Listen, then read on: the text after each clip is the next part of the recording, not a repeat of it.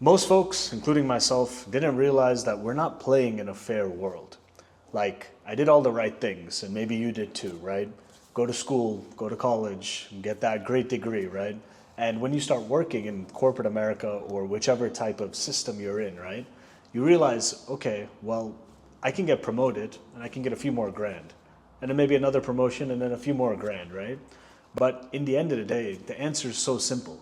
It all comes down to who you know. And that's the honest truth of it. And if it's about who you know, can that one person at the very top know everybody, right? And is that relationship going to be the same for that one person versus everyone that they know? Obviously not. There's going to be favorites. Now, whether I'm the favorite or you're the favorite, that's where the competition happens within the people. And so that's where that systemic kind of like, oh, the government's in charge, or oh, hey, the C-suite is in charge, right? And it becomes like those top-down decisions. And that's where this kind of pyramid structure starts, because folks at the top really are the decision makers. And there's nothing wrong with that. That's just how the world is, just made / created or maintained, right? And in the end of the day, what does that really mean? That means you could do all the right steps, but in the end, are you going to get to the very top? Is it guaranteed? No, it's not. And a lot of people, right, it's that carrot and stick where like, oh, the carrot's dangling in front of you and you keep going towards the carrot and you think one day I'm going to get it. But it's not about the carrot. It never was.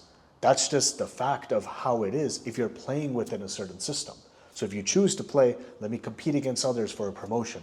Let me work that much harder because hard work is gonna show to the superiors, oh, I'm, that guy and I deserve to be at the top. The truth is what? If you're so good at performing at that level and you're the best at that level, think about it.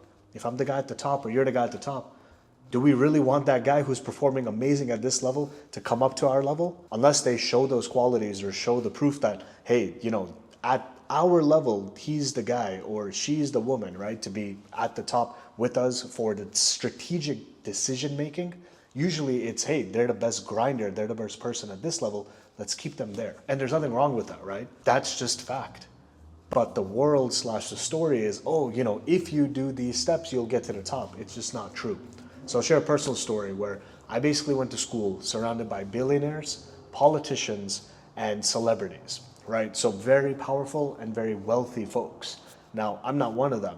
That's why I'm making this video to say when I saw what I saw with my own two eyes, right, of how the world really works, it's unfathomable to the average person of how reality could be such.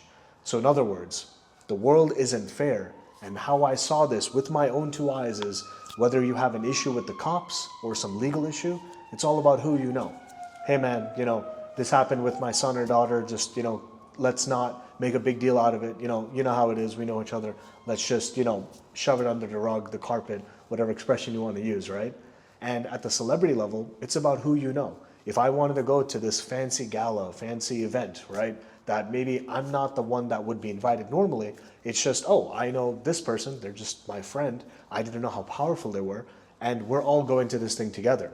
And later in life I realized, oh snap, this is how it is, right? So you're rubbing shoulders with like the Brad Pitts and Leonardo DiCaprio's equivalent of like other countries of the world, and it's like, I didn't realize how like blessed, or lucky or whichever, all the words that basically the folks that are kind of average, for lack of a better term, we use this like, oh my gosh, I'm so grateful, I'm so this and that.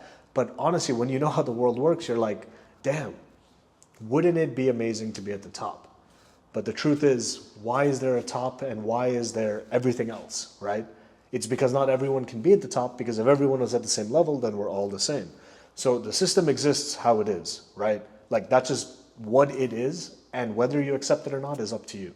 And it took me many years after the fact when I was removed from that environment to realize, holy moly, the average person needs to work so hard and get really lucky, right, in the system that they're playing to be those same people at the top. And in other words, if you're like a worker, if you're an employee, if you're these type of things, there's nothing wrong with it, right? But understand that that means maybe one day you'll own the company, really? Maybe. But the truth is you need to carve your own path. And how do you carve your own path, right? It all comes down to me making these videos right here is my choice to say, okay, I'm gonna do this, right? So whether that's monetization through YouTube AdSense from the ads you watch in the videos, or hey, buy my course if I have something like this, right? And at the end of this video, I'm gonna put a sponsor segment. You'll see exactly what it's about. This is my second channel. And so that's kind of me making my future, my path. Because I'm saying, hey, I don't wanna play in the system that's set out for me, because I went to the best engineering school in the world. And I've worked not at Fortune 500s or hundreds, you're talking Fortune 50s and the best high-class kind of companies and corporations, and rubbing shoulders with all the big wigs. But in the end, where does it get you, right? Where it gets you is, okay, you're, in my words personally, you're the fanciest slave is what I like to call it. You're not like, the worker, but you're like the fanciest worker.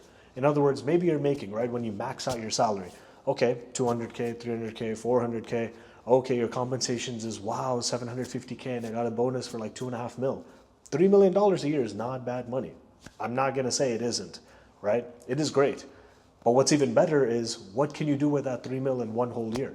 Why not 30 million? Why not 300 million, right? And anywhere in that strata of earning past a certain amount, you can basically get anything that you want with your resources, right? So if you look at it like tools, how many tools/resources do you want? It's not about having them just to spend them frivolously and blow them at the club. Like, you can do what you do, right? Whatever you want, whatever makes you happy. At the same time, if you look at the longevity, right, it's not just about the money. It comes down to power. And when we speak about power, what is that really? It comes back to what I said in the beginning of this video. It's all about who you know and how you maintain those relationships. And that's why when things are political or politics are involved, it's all because everyone has, let's say, money at that certain level. So what's next? It's all about either bullshit relationships where you're kind of playing nice guy, where everyone at the top knows, okay, yeah, if you're a bullshitter, I don't want you near me. I don't want anything to do with you, because those type of people are the leeches. They're the types that basically are the suck-ups. They're the types that are like, oh my gosh, you're so this and that. And they're just like, giving out compliments, but it's super fake. And there's nothing wrong with, expressing gratitude or giving honest, feedback and compliments and being truthful and honest. And at the top, that's what it is, because at that very level, there's very, very, very few people who maintain their internal integrity. And where does that integrity come from? It comes through confidence. And where does confidence come from? It comes from you knowing what in the world you're doing and why you're doing it. And it's literally about you owning yourself and knowing that, hey, there really is no owner above. Now, depending on the country you live in, in America, we say, there's nothing, rather there's two things you cannot avoid, right? It's death and taxes. So in other words, yeah, the IRS has your ass on you, but really that's like a different game, because that comes to currency, right? So when you have actual currency and it's owned by the government, then you got to play by the government rules. So somebody always has their big father, big daddy type of, Uncle Sam, as we say, right here in the US. But at the same time, it's like, that's just one game. Now imagine you own the game for the whole world. In other words, you have a little piece of everything of why people have multiple passports, why people have, assets/investments in different countries to diversify not just their portfolio, but because they don't want one government or one, reign to just wipe out everything you or your lineage have been building up, right? So if you read into what I'm saying, it's basically important to, first of all, just own yourself, right? Even if you're broke, even if you're like negative in terms of like you owe debt and stuff, just knowing what in the world are you, right? How are you going to get out of a negative situation? How are you going to get from zero to, let's say, your first 100K, your first million, right? Items like this, that's going to be most crucial, right? Because when you figure out that, you're like, okay, I have a path. Now, when you have a path, you can do the average path, which everyone does. And so if you're doing, basically, there's that expression, right?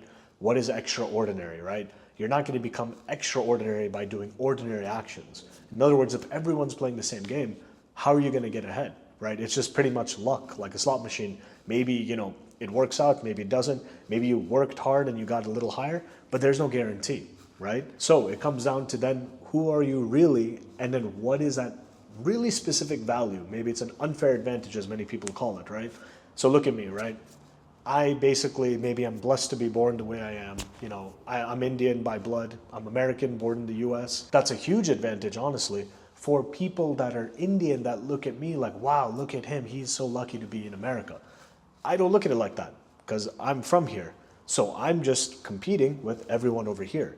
But then there's levels to it, right? It's like, what else do I want, right? So in my life, like beatboxing is, making music with your mouth. And I was just learning it out of my own will. And over time, I went from being just a hobbyist to then a champion of beatbox in, the country basically, in 2 countries actually.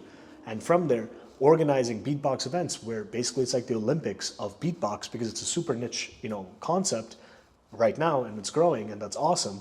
But basically bringing together people from all across the world, and how I did it wasn't through out of my own pocket, just like by earning my salary or whatever and spending money. It was through creative methods, just, which I talk about on the main channel, which I'll link down in the description below.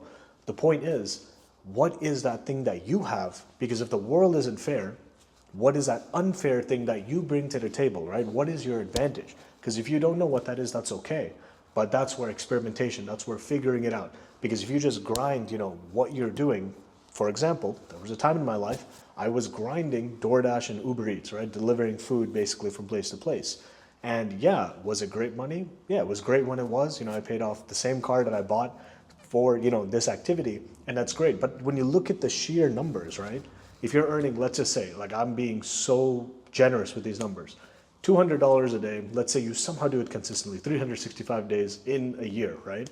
What is that math, right? You do the math, it's like, what, 72 and a half, 73 grand, right? And so that's cool, but you still pay taxes. Even if you pocket fully that 73, can you ever afford a Bugatti? Can you ever afford an apartment full in cash? If like you're saving, let's say even 50%, right? The whole angle here is, first of all, you can't even take off time for work. Second of all, maybe benefits, that's a whole thing. So that's getting into the nitty gritty of, okay, that system is not gonna make me, let's say, the millionaire that I want to be in terms of cash flow, in terms of active cash flow that's coming in, right? So $1 million per year divided by 12 is like $83,333.33 a month or whatever, right? So that math is, well, 83,000 change, rounded up to 90, divided by 30 days, that's $3,000 per day. If you see my face, that looks like, wow, that's a lot of money. But to some, they're like, no, I need to hit 10K, I need to hit 20K, or they don't even look at the numbers because the system they're involved in, the money already flows. So with all of my learnings over time, right, from like worker slash employee to like great academic student to like all the, fair activities that we're doing to get ahead to the top, where do you really end up? And it's not somewhere I personally want to be or wanted to be ever. I just didn't realize I was working the wrong system. So fast forward through all of my learnings. This video is sponsored by me, and here's what I want to share, what I'm doing, and you don't need to, join in or not. This is not some sales pitch, but this is me putting myself out into the world to say, hey, I've come this far, and I'm telling you that you can do it too. And most importantly, this is what it is. I'm building a hotel, and here it's basically 250 hotel rooms, where the first 5 floors are commercial plaza, so that's where like income comes in, and then the other 250, that's where there's another stream of revenue. Now, in the beginning of everything, if I saw a deal, like first of all, a commercial deal like this, you can't even get your hands into it, like unless you know somebody that knows someone. And if you look at the big brands like Marriott, Hyatt, Hilton, IHG, Wyndham, like all these guys, beautiful concepts of hotels. And if I could put even $1 or $1,000, it'd be amazing. But those things aren't available to the average Joe. So now coming to this deal, basically I'm making the deal. And I'm saying, hey, if I was on the other side, I now could have access to that same opportunity. So investments are like from 15,000 US dollars to 3 million USD, depending on where you're looking at. That's kind of the figures. And so what that means is, hey, you can be a part of it too. And in the end, I'll leave another link in the description. We can meet one-on-one, 15 minutes. There's no pressure. You can just learn about what it is, right? That maybe I'm doing, and maybe that influences yourself to maybe do the same thing. And maybe if you're watching this, maybe you're doing even bigger things. And I would love to talk with you. So with all that said, check out the link in the description below. Happy to talk, and with anything in life, not just this investment part of things, but I'm always here for us because I learned what I learned. Honestly, the majority's sake, a lot of it right here on the platform. And if I could just give back even 1%, 0.5% from the knowledge I've gained, I'm happy to do that. So with that, keep it simple. Thanks for coming to the end, and I'll see you in the next one. Peace.